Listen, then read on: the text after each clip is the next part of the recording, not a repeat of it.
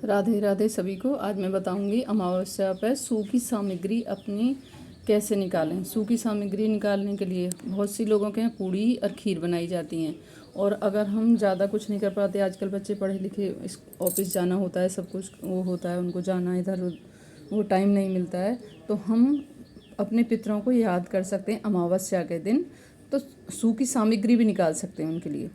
तो सूखी सामग्री हम निकाल के पंडित को या मंदिर में दे के आ सकते हैं।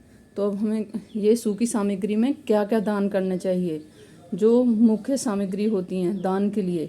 तो सबसे पहले मैंने ये लोई बना ली है, लोई बनाई गायों को देने के लिए। इसमें मैंने तिल डाले हैं, काले तिल, और चीनी डाली है। और इन पर हल्दी का ऐसे टीका लगाएंगे, हल्दी का टीका लगा के इनको सबको। और एक लोटा, ये मैंने लोटा लिया है, इस लोटे में पहले गंगा जल डालेंगे पितरों के तर्पण के लिए, फिर शुद्ध जल डालेंगे, इसमें चीनी डालेंगे, थोड़े से काले तिल डालेंगे इसके अंदर।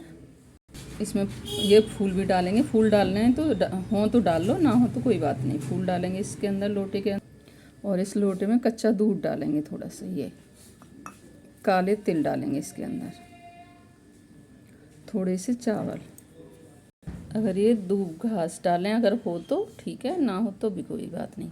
ये इसमें दुर्वा डालेंगे, दूब घास, ठीक है। अब हमें इसमें क्या मिलाना है, सामग्री, सूखी सामग्री। अमावस्या पर अपने पितरों को जरूर याद करना चाहिए, चाहे थोड़ा ही करें, अपनी सामर्थ्य अनुसार करी जाती है। दान तो अपने सामर्थ्य के अनुसार किया जाता है, पर करना जरूर चाहिए अमावस्या के दिन।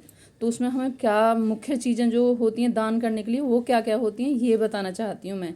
बच्चे आजकल के जैसे भी हैं छोटे, मतलब समझ में नहीं आता बच्चों को, तो उनके लिए बता रही हूँ। पूड़ी खीर अगर नहीं बन पाती तो सूखी सामग्री भी दान कर सकते हैं। तो उस दान में हमें थोड़ी ये चीनी लेनी है, चीनी और उड़द की दाल और चावल, और एक मीठे में ये रख लें, बिस्किट का पैकेट रख लें या मिठाई रख लें कुछ, वो रखें। और दूध की एक थैली, और दक्षिणा रखें सामर्थ्य अनुसार, जितनी आपकी सामर्थ्य हो। और फल रख लें, मिठाई रखना चाहें मिठाई रख लें, जो भी इच्छा हो वो रख सकते हैं दान में। दान का अपना होता है, दान पुण्य अपने हिसाब से, जितना दान पुण्य करना होता है वो अपने हिसाब से करना होता है। पर अपने पितरों को ज़रूर याद करना चाहिए अमावस्या के दिन, जिससे कि पितृ खुश होते हैं, खुश होकर आशीर्वाद देते हैं, कि वो ये सोचते हैं कि हमें तो कम से कम याद तो करा आज अमावस्या के दिन। तो इसलिए पितरों के लिए दान तर्पण करने के लिए ये छोटा सा भी उपाय वो करेंगे तो पितृ खुश हो जाते हैं उससे। और जो खीर पूड़ी बना के ब्राह्मण को करना चाहता है तो वो अलग चीज़ है। अगर थोड़ी सी सूखी सामग्री भी अगर हम ऐसे निकाल देते हैं तो ये हमारी अमावस्या मानी जाती है।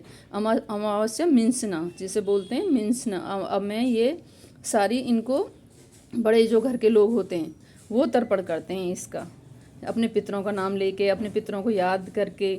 तो ये तर्पण बड़े जो लोग होते हैं वो करते हैं इस दान को, ठीक है। अब ये दान के लिए जैसे ये सारी चीज़ें मैंने इकट्ठी कर ली हैं सब, ये ऐसे दिखा ये, और ये ज़रूर देनी चाहिए दान में।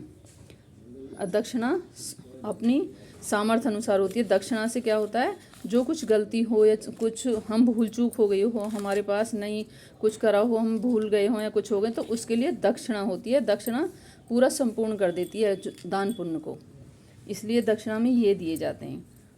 और ये फिर इन्हें बड़े जो लोग होते हैं घर के वो मिंसते हैं, और ये गायों को लोई दे देते हैं। उसके बाद इसमें मैंने चीनी डाल लेती, गायों को लोई के लिए लोई देते हैं गायों को।